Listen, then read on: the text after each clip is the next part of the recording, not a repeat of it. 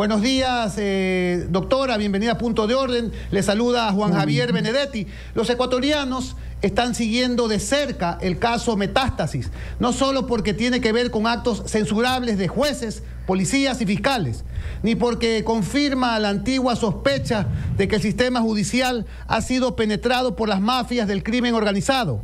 Lo cierto es que el país está siguiendo muy de cerca este caso por sus implicaciones políticas. En fin, quiero empezar la charla preguntándole, doctora, sobre su seguridad personal. ¿Le preocupa enfrentar enemigos tan peligrosos? Muchísimas gracias por la invitación. Buenos días a todos quienes nos están escuchando a través de este medio de comunicación. Me preocupa el nivel de filtración que ha tenido el narcotráfico en el sistema judicial. Corte Nacional, Policía Nacional, Fiscalía, SNAI. Eso es lo que realmente nos debe preocupar a nosotros, porque vemos con asombro cómo las fibras del narcotráfico se expanden a través de la sociedad y sobre todo del Estado. ¿Por qué cree, doctora, que tras el operativo Metástasis se producirá una escalada de violencia?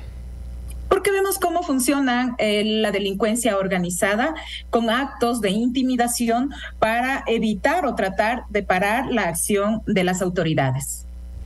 Y sobre todo para amedrentar a la ciudadanía. Doctora, usted nos ha explicado cómo se originó este caso, pero no estoy seguro si el país conoce el alcance de esta investigación. ¿Cómo nace este caso de delincuencia organizada y cómo se dio el proceso investigativo?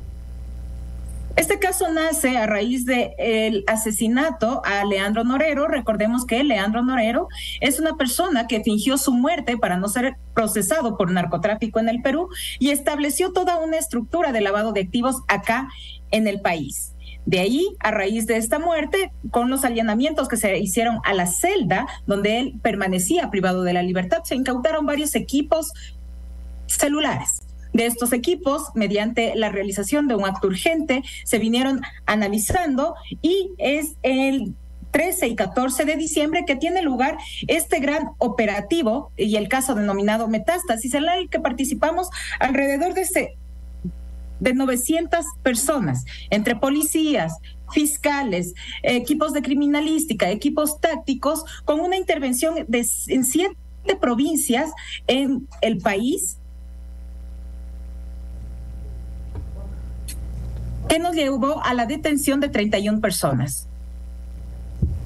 Buenos días, doctora Salazar. Antes que nada, permítame, como ciudadano, como abogado, como catedrático, agradecer su valentía, porque este caso no es un simple caso. Este caso pretende recuperar la institucionalidad del país de una de las funciones más importantes, como es la administración de justicia. Justamente, doctora, mucho del caso tiene que ver con los extractos de los dispositivos electrónicos de los distintos procesados.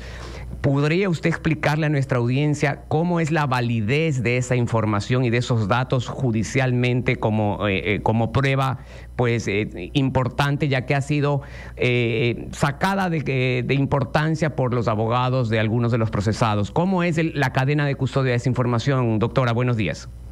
Buenos días, gracias por esa pregunta. Lo que pasa es que los abogados siempre van a buscar, entre las estrategias de defensa, deslegitimar la prueba que ha sido legalmente obtenida. Una vez que fueron recabados estos indicios, fueron sometidos a la respectiva cadena de custodia, obtenidas las autorizaciones judiciales, y esto es muy importante. Con autorización judicial se procede a la extracción de la información, al análisis, procesamiento del mismo, lo que termina o que concluye con el inicio de la investigación previa y la solicitud de órdenes de detención y allanamientos, que fue el inicio de este caso. Doctora, el expresidente Correa emitió un tuit que ha sido muy comentado. ¿Tiene usted información sobre cómo puede haberse filtrado información y de esto se pudiera derivar algún tipo de investigación?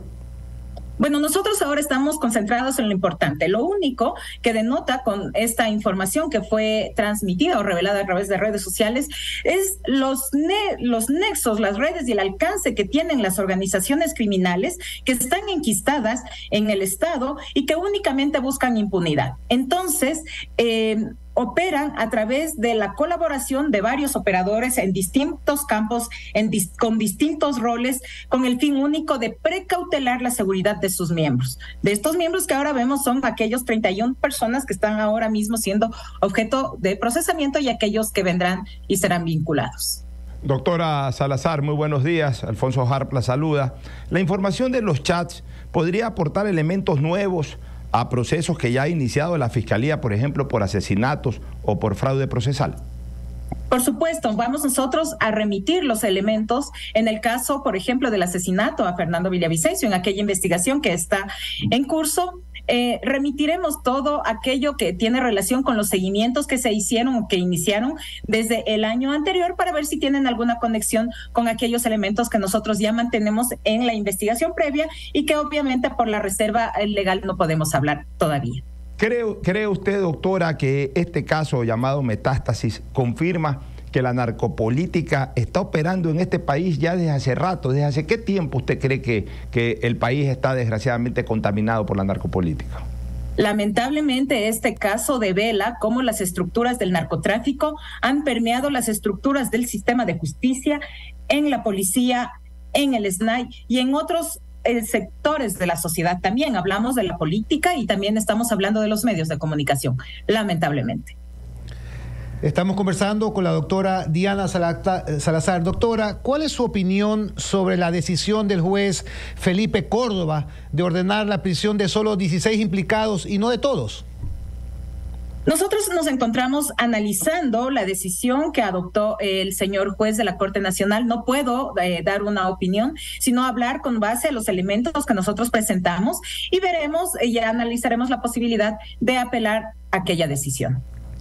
Doctora, la Fiscalía emitió un boletín diciendo que hay que estar alerta por cuanto algunos de los detenidos ahora pretenden recuperar la libertad mediante un habeas corpus, pese a que la Corte Constitucional acaba ya de modificar las reglas del habeas corpus. ¿Le preocupa a usted esa posibilidad? ¿De qué debemos estar alertas de acuerdo al comunicado?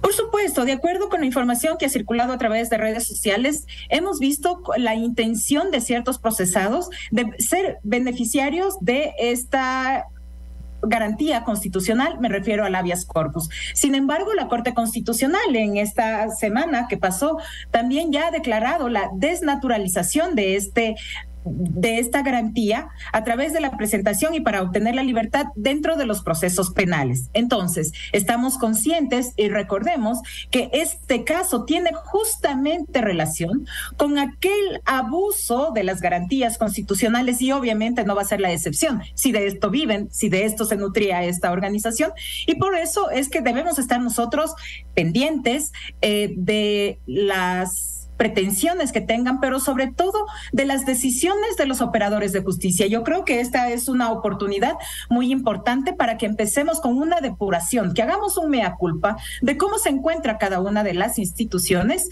y avancemos en una real depuración. Desde Fiscalía General del Estado, desde la Corte Nacional de Justicia, los jueces, la policía, el sistema de rehabilitación y los otros actores. Como le decía, no están ajenos de esta trama tampoco la política ni la participación de ciertos actores de la comunicación y sin dejar de lado la participación también de los abogados en libre ejercicio. Señora Fiscal General, hay 9 jueces involucrados en este caso, de todas las instancias, jueces de Corte Nacional, de Corte Provincial y hasta de primera instancia. ¿Confía usted que los magistrados de la Corte no operen con espíritu de cuerpo? Confío en la contundencia de los elementos que están siendo presentados. Yo agradezco el interés de los medios de comunicación, agradezco el interés de la sociedad y de la ciudadanía en este caso, porque nos van a servir de garantes de cómo se va a manejar este proceso. Ustedes van a tener la oportunidad de observar la actuación, no solamente de fiscalía, sino de jueces. Antes se tejía esto diciendo que es que la fiscal no probó, es que no hay ninguna prueba. Mentira, señores. Ahora sabemos el porqué de esas resoluciones que sorprendían a toda la sociedad, a toda la ciudadanía y a la Fiscalía General, porque estaba detrás el narcotráfico, porque estaba detrás el soborno, la coima, el cohecho. Doctora, justamente hablábamos hace un rato que este caso no es un simple caso, sino que es un caso que busca restablecer la institucionalidad. ¿Cómo podemos restablecer esa institucionalidad en la función judicial, judicatura? ¿Qué más pueden hacer los otros actores? Incluso la academia. Está de por medio hoy en día un muy comentado concurso de jueces nacionales. Su opinión en torno globalmente a ese restablecimiento de la institucionalidad.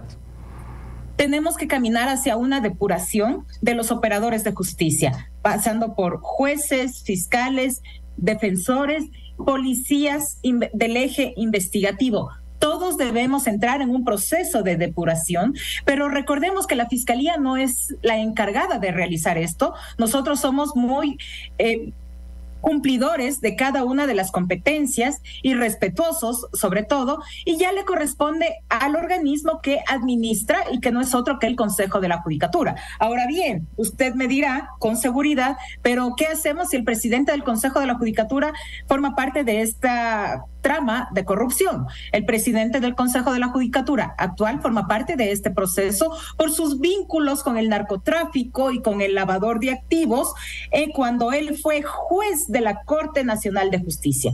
Imagínese entonces usted, si tenemos a la cabeza con esos antecedentes, que podría estar sucediendo en otros ámbitos de la administración, control de la justicia. Doctora Salazar, fiscal general de la Nación, usted dictó un impulso bajo prevenciones de ley para que el ex vicepresidente de la República, Jorge Glass Espinel, sea ubicado, inmovilizado y trasladado seguramente a dar declaración. ¿Cuál es la razón de aquello por el cual se dictó ese impulso? Y además, ¿qué opina usted de la decisión del ex vicepresidente Glass de convertirse por lo pronto en huésped de la Embajada de México?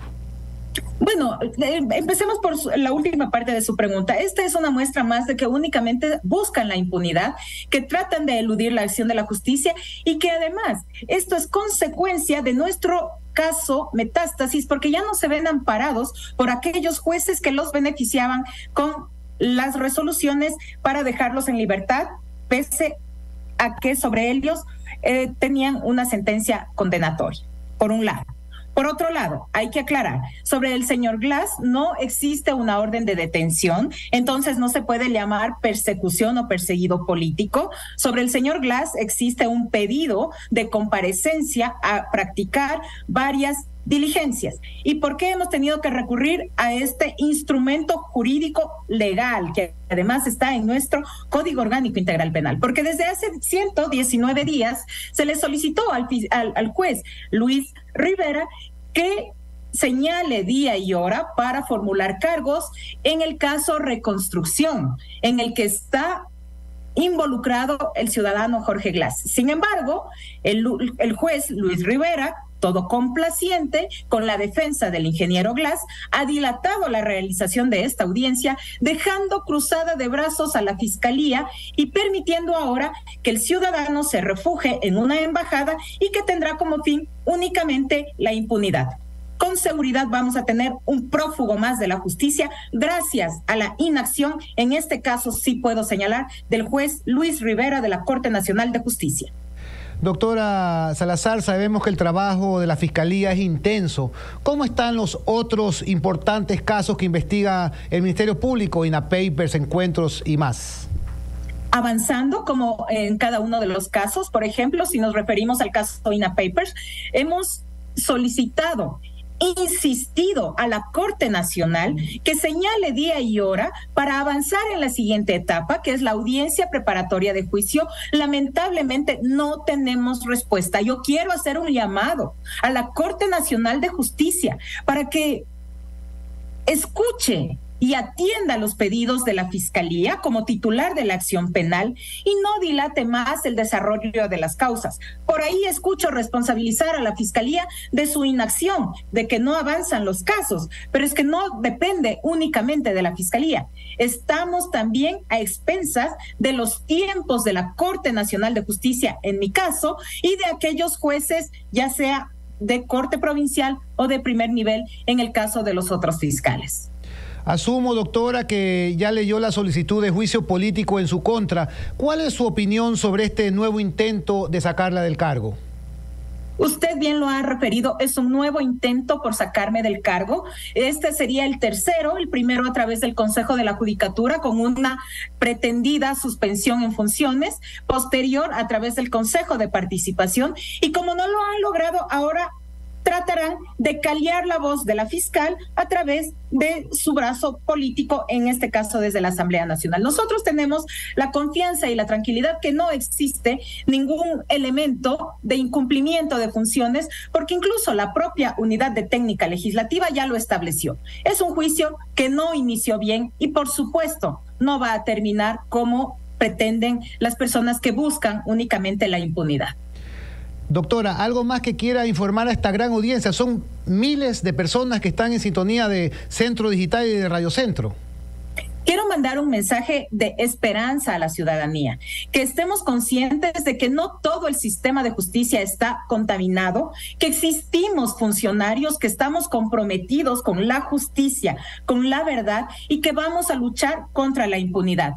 En este grupo de personas también existen jueces, por supuesto. No son todos los jueces, no son todos los fiscales, no son todos los policías. Y que juntos, de la mano, debemos trabajar en conjunto para que podamos sacar a la sociedad adelante. Doctora, me llega una pregunta de un reconocido constitucionalista. Caso Villavicencio, ¿cuándo presenta la acusación?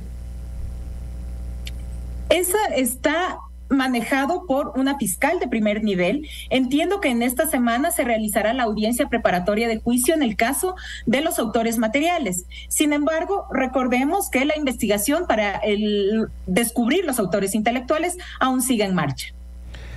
Una inquietud final, doctora Salazar. ¿Qué le anima a no rendirse en esta lucha contra las mafias? A que debemos luchar por dejar un país mejor. A que quiero dejar como herencia un mejor país para mi hija, para las futuras generaciones, y que también tengamos la posibilidad de caminar por las calles en paz, con la frente en alto y diciendo que el crimen no vence, el crimen mata, pero mata a aquellos que se dejan envolver dentro de estas estructuras. Existe todavía esperanza y eso es lo que me anima a seguir. Y no solamente a la fiscal general, sino a todo el equipo que ha venido trabajando días y noches sin dormir para sacar adelante este caso y también los otros. Mil gracias, doctora Salazar, por la entrevista y por el trabajo que realiza desde la Fiscalía del Estado. Destacamos su valentía enormemente.